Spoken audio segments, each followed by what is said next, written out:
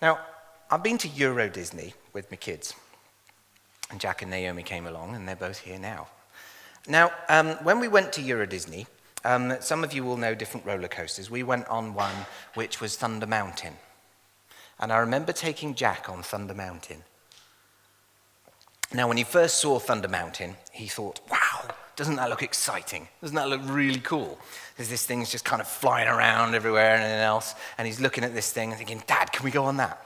And both Sonia and I said, well, you know, it can be quite frightening, can be quite scary. Are you sure you want to go on it? Yeah, Dad, come on, let's get on there. All right. So we're queuing up, and as we're getting closer and closer, and it's getting noisier and noisier, he's getting more and more nervous and gripping the hand a little bit more, but he's still excited and say, Dad, can we go on it like that? So we sit down next to him like this, and I put him there. I remember putting him there on the right, and I'm sitting down next to him, and it starts to go, and it starts to go a bit further, and then we're away, and we're out, and it starts to get a bit faster, and he says, Dad, can you stop?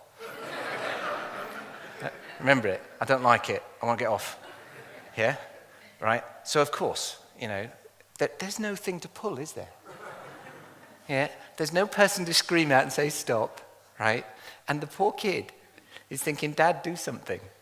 Right? And it's going up and down like this and round the corners, and he's freaking out. And what do you say? So I'm saying, Jack, just hold on to me. We're going to be all right. Or, Jack, shush, it's going to be all right. It's going to be okay. Just, I'm here. Yeah? Just close your eyes and hold on. You'll be fine. And this kind of thing. But, you know, sometimes it feels like God does that to us about life, right? It's kind of like we think, let's go for this Christianity stuff. It's going to be fine. It's going to be brilliant. It's painted this wonderful rosy picture. We look at the outside and we think, oh, yes, life will be perfect now. We're saved. And you know, we hear these preachers that talk about, you know, if you follow Christ and you put him in your life and you lead a Christian lifestyle, then you'll get the car, you'll get the house, you'll get the boat, you'll get the jacuzzi, you'll get the job, you'll get the healing, the miracles, everything will be provided for you. It's called the Word Faith Movement. And all of this stuff. And we hear this stuff piped out sometimes from the television, and we hear about this stuff sometimes from preachers, that, you know, everything's going to be perfect because God's in your life. And it's not like that. It's more like the roller coaster. Yeah? Where you're sitting there, and God's with you, and he's saying, no, it's going to be all right, and you're freaking out. It's just wrong. What's going on? I mean, there's circumstances in our lives when we get ill, or the circumstances when we lose somebody that's close to us, or the circumstances where we've lost our job, or where a test result comes back and it's spurious and we've got to have another test. And this thing's going up and down, and we're freaking out, and we're holding on tight and gritting our teeth and shouting and screaming and saying, oh, you don't care about me. You'd stop it if it didn't. And everything we don't understand. We've lost sense of understanding what's going on around us, and all these shocks and events are happening in our lives. And yet, in the midst of it all, God is calling us to trust him because it will turn out for a greater purpose. Sometimes I wish God didn't use me for a greater purpose. You know, I mean, I feel a bit for Paul because I don't think I'm at the same stage as him, but if I was Paul, part of me would be a bit miffed that God hasn't got my best interests at heart. He's got somebody else's, and he's using me for that purpose. Is that what's going on? See, it's really hard to get ourselves out of this mindset that we have, that somehow it's not always going to work out the way we would like it to. You see, with the roller coaster trip and with Jack on the roller coaster, I can't stop the ride. So I've got to teach him just to get on with it and deal with it. Yeah, to live through the fear, to live through the difficulty, to live through the pain, to live through the circumstances are changing all around me.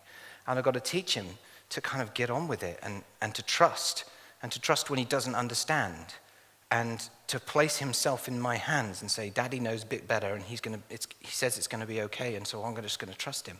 But how many of us are unwilling to do that with God? How many of us are unwilling to release control into his hands? See, Paul could have changed his circumstances. It's not that Paul could just not stop the roller coaster here. Paul had the easy way out. The easy way out would be to turn round to the Romans and say, I don't believe in Jesus anymore. Everything I was saying was a load of rubbish. Please set me free. And he was a Roman citizen. He would have just been given freedom.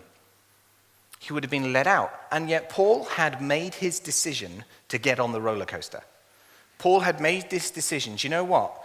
I'm going to follow Christ because it's true, and I'm going to get on this thing, and I'm not going to get off. And I spoke this morning a bit about this thing called No Compromise, which was an old event that used to run in this church. But it challenged me as I was sitting there, and I was reading just Matthew when I was going to stand up and do communion, and it challenged me, no compromise. How many of us, and I include myself in this, make compromises in order for an easier ride? Yeah. Where it would be hard if I entrusted myself into the outworking of the gospel in my life. And so sometimes there's this element within me which is, let's take the easy way. Let's make it just slightly nicer. See, Paul could have made it slightly nicer. He could have whispered to somebody next to him, actually, I don't believe it as much as I said it did. Can you make my life a bit easier in the prison? Just don't tell everybody else because I've got to keep face. Or he could have gone up to Caesar and had a quiet word with Caesar. Secretly, I'll support you in 5 years' time if you do this, this, this, and this, and help me out here. He could have tried to manipulate the church and make the church appear more appealing in the eyes of Caesar so that Caesar wouldn't be so oppressive to the church. He could have watered down the gospel a little bit and said, well, you know, it's just about looking after one another and tolerating what one another do, because if we can just live together in harmony and tolerate what each other does, then ultimately that's what the gospel is all about. And that's not what the gospel is all about. It's offensive. It led to him being in prison. It was offensive because he turned around and said, your pagan gods are false gods. I read a story about Timothy and the way Timothy died. Timothy was in Ephesus, and he was walking around the city, and there was this pagan festival that was running through, and he stood up in front of them and he says, you're indulging yourselves in false gods and giving your lives into these lusts and to these circumstances, and you're enslaving yourself to a system, to a god, and to a church that's going to kill you and strip you of everything you have and strip you of your dignity, and you're enjoying the process, and you don't realize what you're doing to your lives.